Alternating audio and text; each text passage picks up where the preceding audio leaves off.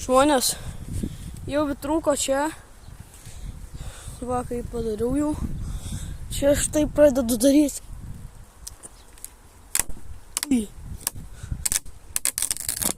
O! Nu va. Sulūžo. Va, pagaliau. Jisai čia jau nebesilaiko. Karočiui, kėliau. Nukrito į apačią.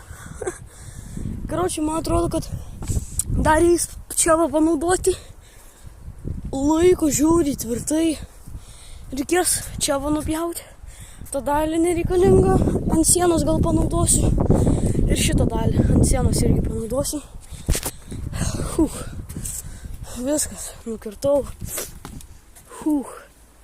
Nelabai daug laiko užėmė. Eiktų čia vienis matas. Čia dvi. Nu, normaliai. Reikės iš kažkur plevelių gauti. Arba močiutės paprašyti brezinto. Turi brezintų. O tokių va gražių.